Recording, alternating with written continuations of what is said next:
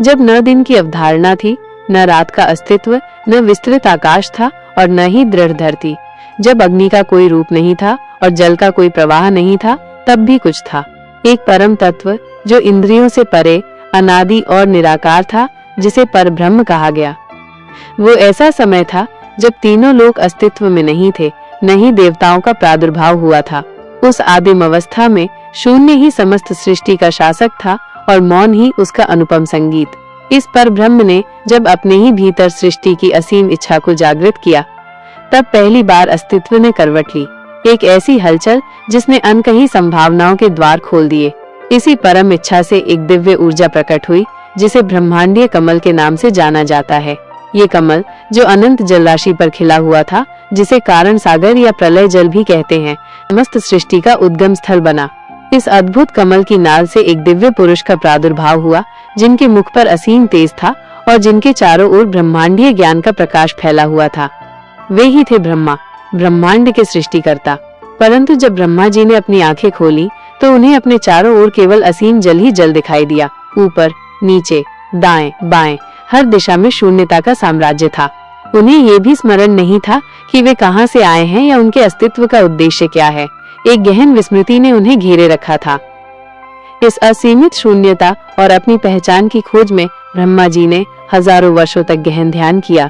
उनकी तपस्या की गहराई में अंततः एक दिव्य आवाज गूंज उठी। तब ये एक आह्वान था, एक आदेश था जो उन्हें साधना और ध्यान में लीन होने का निर्देश दे रहा था। ब्रह्मा जी ने बिना किसी संशय के इस आदेश का पालन किया, अपनी चेतना को और भी गहरे ध्यान में डुबो दिया।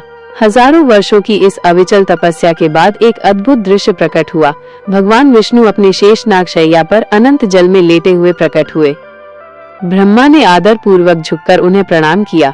भगवान विष्णु ने अपनी शांत और गंभीर वाणी में कहा, हे ब्रह्मा, तुम मेरे ही नाभि कमल से उत्पन्न हुए हो। तुम ही इस सृष्टि के रचनाकार बनोगे। यह तुम्हारा धर्म है, तुम्हारा परम कर्तव्य। इन शब्दों ने ब्रह्मा को उनके उद्देश्य का बोध कराया, उन्हें अपनी सृजन शक्ति का स्मरण कराया और इस प्रकार ब्रह्मांड के निर्माण की प्रक्रिया का आरंभ हुआ। जैसे ही ब्रह्मा ने सृष्टि रचने की इच्छा की, उनके विभिन्न अंगों से 4 महावेद प्रकट हुए, जो सनातन ज्ञान के आधार बने।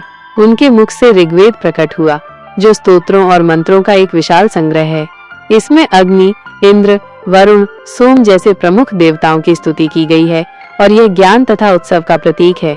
ब्रह्मा की भुजाओं से यजुर्वेद का प्रादुर्भाव हुआ, जो यज्ञ में बोले जाने वाले संस्कार मंत्रों का संग्रह है। इसमें यज्ञ विधि, आहुति विधि और कर्म कांड का विस्तार से वर्णन है, जो धार्मिक अनुष्ठानों की नींव रखता है। उनकी जांघों से सामवेद प्रकट हुआ, जिसे संगीत और स्वर का वेद कहा जाता है।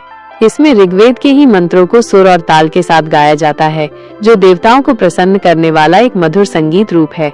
अंततः ब्रह्मा के पैरों से अथर्ववेद उत्पन्न हुआ, जो सामान्य जीवन, जड़ी बूटी, चिकित्सा और विभिन्न तंत्र मंत्रों का वेद है। इसमें समाज, स्वास्थ्य और गृहस्थ जीवन से जुड़ी महत्वपूर्ण बातें समाहित हैं। ये चारों वेद ब्रह्मा जी की गहन बुद्धि और अनुभवों का सार हैं। इन्हीं वेदों से धर्म के 4 स्तंभ, धर्म, अर्थ, काम, मोक्ष माइनस की अवधारणाएं निकली। इन्हीं से समाज का ढांचा बना, यज्ञ और संस्कार परंपराएं स्थापित हुई। आयुर्वेद, संगीत, दर्शन और अन्य सभी ज्ञान शाखाओं की नींव इन्हीं वेदों में रखी गई। इन वेदों को अपने हृदय में धारण कर ब्रह्मा जी ने अपनी सृष्टि यात्रा का आरंभ किया। उन्होंने सबसे पहले मनु और शतरूपा को रचा, जो मानव जाति के आदि पिता और आदि माता बने और यहीं से मानव सभ्यता की शुरुआत हुई। इसके बाद उन्होंने 4 महान ऋषियों को जन्म दिया, सनक, सनंदन, सनातन और सनत कुमार, जो सनातन ज्ञान के वाहक बने और जिन्होंने अपनी तपस्या से ज्ञान का मार्ग प्रशस्त किया। इसके उपरांत ब्रह्मा जी ने कई प्रजापति, देवता, ऋषि, दानव और विभिन्न लोकों की रचना की, जिससे ब्रह्मांड एक जटिल और सुव्यवस्थित इकाई के रूप में विकसित हुआ। परंतु एक रहस्य बना रहा, पर ब्रह्म, वह तत्व जिसने ब्रह्मा को रचा, वह स्वयं अनिर्वचनीय और असीमित था। ब्रह्मा जी को भी उसका संपूर्ण ज्ञान नहीं था। इसी कारण हिंदू धर्म में ब्रह्मा, विष्णु और महेश, जिन्हें त्रिदेव के नाम से जाना जाता है, तीनों मिलकर ब्रह्मांड के संचालन में संलग्न रहते हैं, हर एक अपनी विशिष्ट भूमिका निभाते हुए। ब्रह्मा सृष्टि करते हैं, विष्णु पालन करते हैं और महेश संहार करते हैं, जो चक्रीय सृजन, पालन और विलय की शाश्वत प्रक्रिया को दर्शाता है। आज हम वेदों को केवल धार्मिक ग्रंथ समझते हैं, परंतु वे मात्र ग्रंथ नहीं हैं, वे अनुभव का विज्ञान है।